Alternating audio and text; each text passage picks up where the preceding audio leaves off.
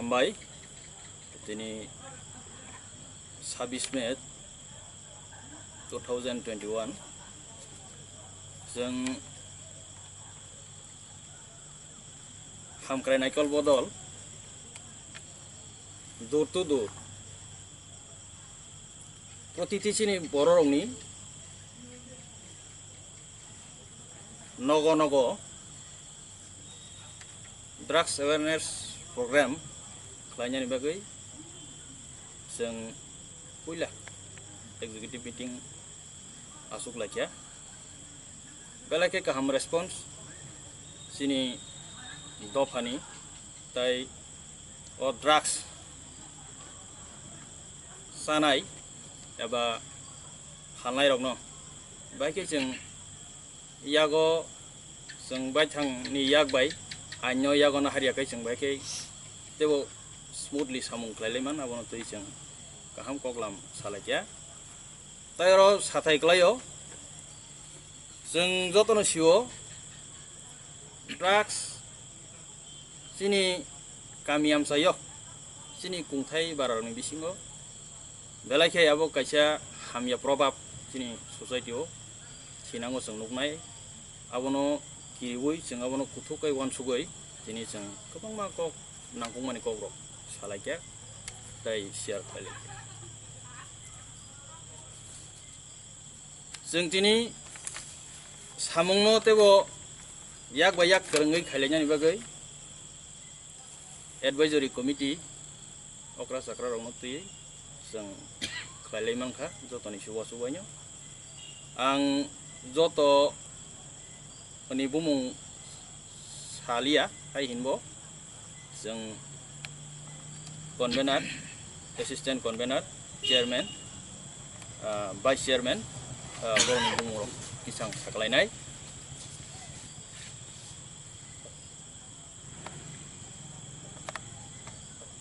विद्युत लाल देबबर्मा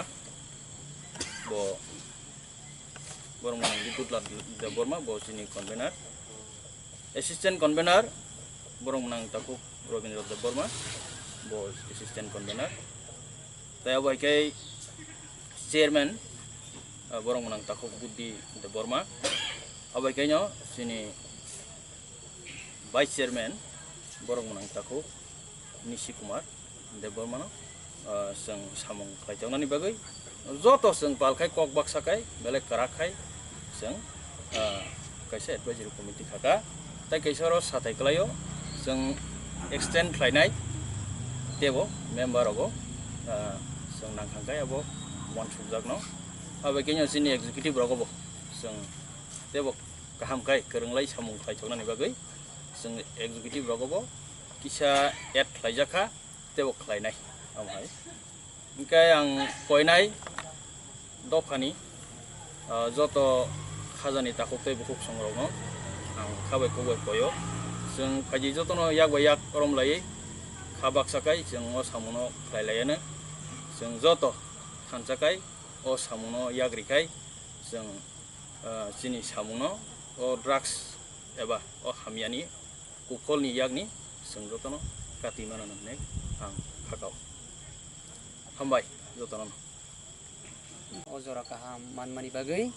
दिनै जों हामख्रायनाय कल बदलनि इंगै हायनहाय जों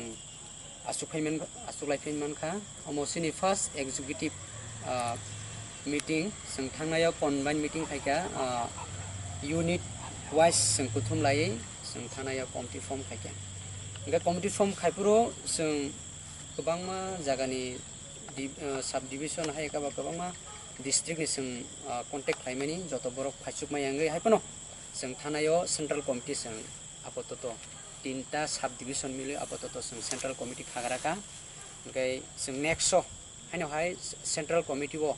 जों ताइसा एड खायफैनायसिन एक्जिक्यूटिव कमिटी वो ताइ एडवाइजरी कमिटी वो जों हायनहाय सिनो कमिटी वो जों एड खालायनाय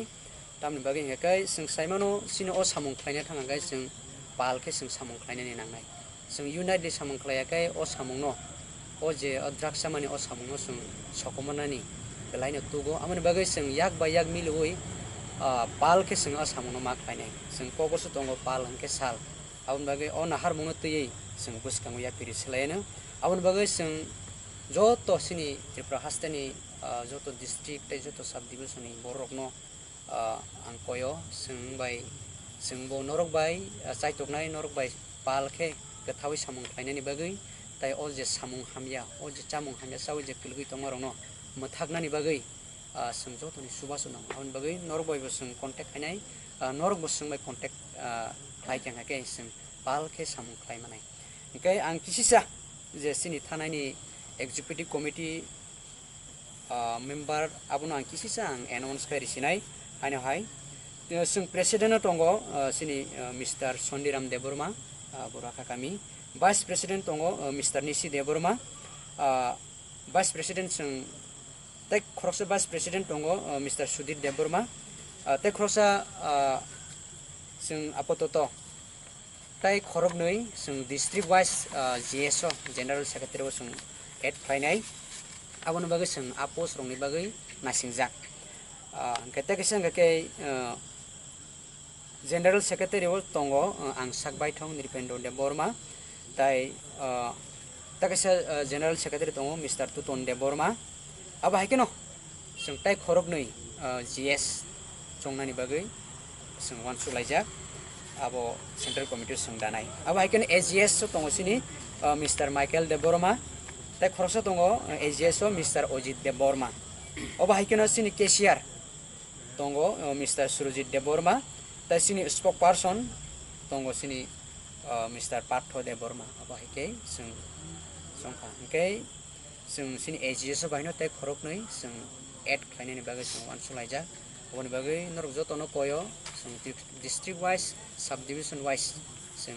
contact khlai samung palke khlainani bagai oba haikene sinoro committee sing tini GS ni poto sing tai khoroksa dakha sini Mr. Sonjit Deborma obisoron bono oba haike tini sing add khlaipika nge sing tini sini spokesperson bini khupti basing khanaka joto je tini advisory committee khlalaimen abo haikena sing yak ba yak milo sing samung khlainani bagai ang norok joto no koijao sing palke samung khlainani bagai sing saito lai asono joto thani kokosar murui norok bai kerengnani hingkai bobo hingkai mannai lokoro sing bai kerengnani hingkai ang file phone number ang sakbai thang saklai risinai ani phone number ngakai 9612052363 obong ngakai tasya 9612052363 obong kai GST number sing president number ang sanai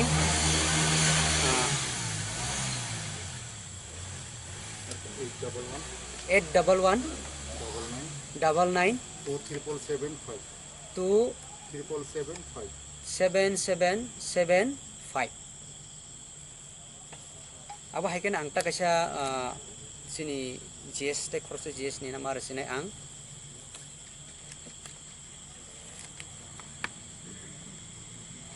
hello sini oro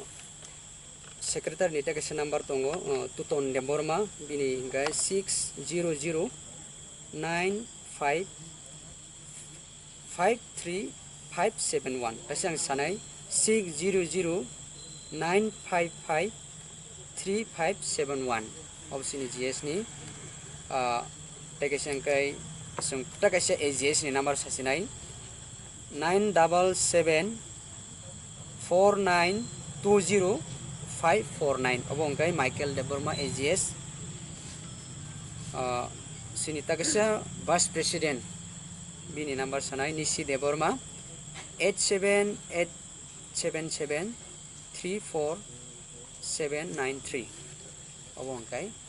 sini sungbai kerengnani bagai sung contact number reka ang koinai jotono sungbai kerengnani bagai okduk ni bisingri sukna honbai